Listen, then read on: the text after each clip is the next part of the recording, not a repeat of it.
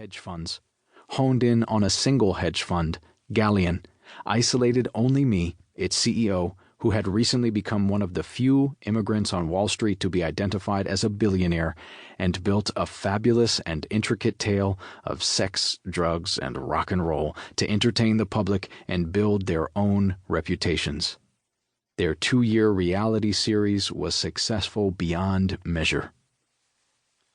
Preet Bharara, then the U.S. Attorney for the Southern District of New York, SDNY, used my prosecution to launch an unprecedented press campaign to promote himself.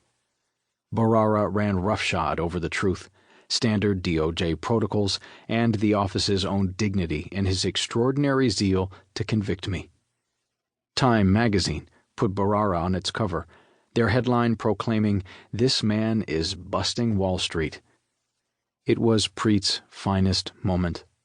Bharara did not touch the real perpetrators of the 2008 financial crisis, Wall Street's top bankers. In 2014, in a rare moment of sheepish public acknowledgement, both Bharara and the influential New York Magazine observed that the insider cases made our careers, but they didn't change the world.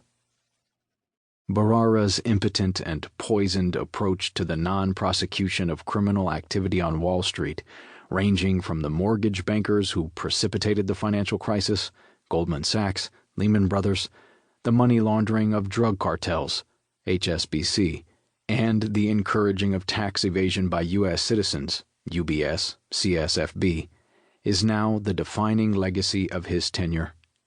Each of these firms settled civil charges by paying billions of dollars in fines using shareholder money, but not one single person was criminally charged or individually fined.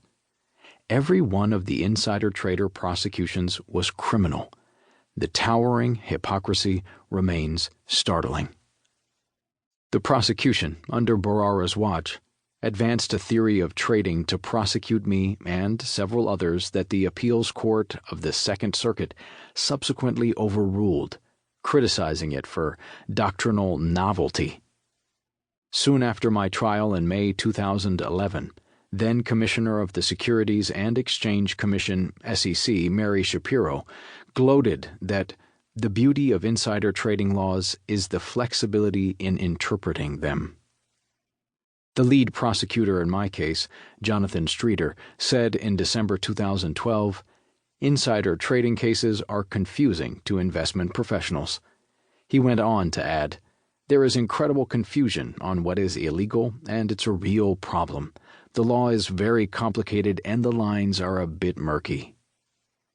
A U.S. attorney, the prosecution in my trial, and the head of the SEC all acknowledged their reservations about a murky set of laws, but had no murky reservations using them liberally in my case and at my trial. The FBI agent overseeing my case, Special Agent King, lied on his sworn affidavit to obtain wiretap authorization of my phone.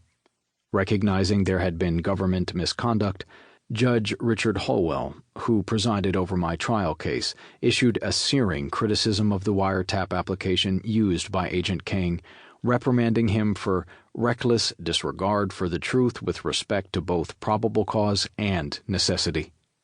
The judge went on to add that false and misleading statements and omissions pervaded the affidavit submitted by Special Agent King so extensively that it was impossible for the authorizing judge to have the constitutionally required determination for the issuance of the wiretap. Rather than provide a full and complete statement as required by the law, the wiretap affidavit made full and complete omissions and included literally false information. King did not stop at blowing through truth on paper. He menaced and threatened my family and employees with prosecution, frightened away crucial defense witnesses, and routinely leaked false information to the media, churning up an unabated feeding frenzy that shredded me in the court of public opinion. King took his cues from the playbook of publicly reviled former FBI Director J. Edgar Hoover. I was tried, convicted, and sentenced in the press even before I